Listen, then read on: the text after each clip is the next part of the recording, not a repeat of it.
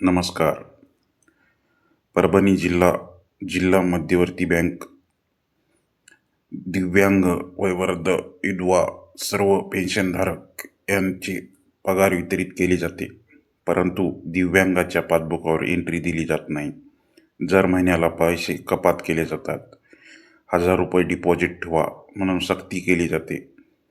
परंतु त्याच्यामधून सुद्धा पैसे कपात केले जातात. दिव्यांगांना येण्या जाण्यासाठी मधात थंब लावण्यासाठी रॅम्पची अवस्था नाही. दिव्यांगांना उचलून नेलं जाते. ज्याच्यासोबत कोण नाही त्यानं कसं जायचं.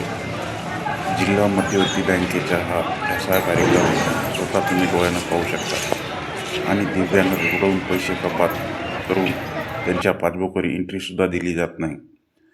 2-2 वाजेपर्यंत कॅशियर उपलब्ध नाही. मग मध्यवर्ती बँकेत पगार कशासाठी दिव्यांगाला दिली जाते.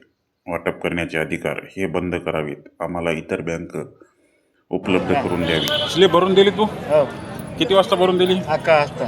अजून पैसे भेटले नाहीत तुला? नाही. तुला मधात बायोमेट्रिक आणि थंब लावण्यासाठी कसं जातो तू? हे इथून असं जातो ना? हो, तुझ्या खात्यातून 1000 रुपये कपात झाले? हो. झाले? स्लिप भरून दिली 11 वाजता. अजून काय आहे बँकेमध्ये सुविधा नाही कुठलीच. काय आमच्या अपंगाला काय अगोदर नंबर म्हणजे आम्ही म्हणजे समजा आम्ही अपंग व्यक्ती असून म्हणजे आमचा अजून पण नंबर लागा नाही. काय आहे बँकेमध्ये अजून सध्या कॅशियर लोक नाही आले. वा, चालतंय. मग आम्ही दिव्यांग व्यक्तीने आम्ही इथं कवर म्हणजे तुमच्या खात्यातून 1000 रुपये कपात झाले ना? हा झाले का? नमस्कार मित्रांनो, मी सुनील मुलगीर. जिल्हा मध्यवर्ती बँकेमध्ये दिव्यांगाची दर महिन्याला पगार होत असते.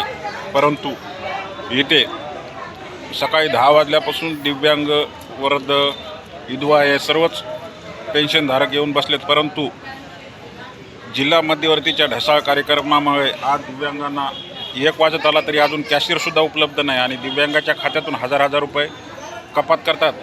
त्याच्यात पुन्हा 100-50 रुपये जर पगारीच्या वेळेस कपात करतात. मग हे दिव्यांगाला चांगली सुविधा का देऊ शकत नाही बँक? पहा, महाराष्ट्र शासनाकडे एवढंच आमची कळकळीची विनंती आहे. दिव्यांगाला इथं कुठल्या सुविधा आहेत दाखवा. ज्यावेळेस बायोमॅट्रिकसाठी दिव्यांगाला मदत जावं लागतं तर इथं बघा रॅम्प नाही, काहीच नाही. ही परभणी जिल्ह्याची दुरावस्था जिल्हा मध्यवर्ती बँकेची. पहा.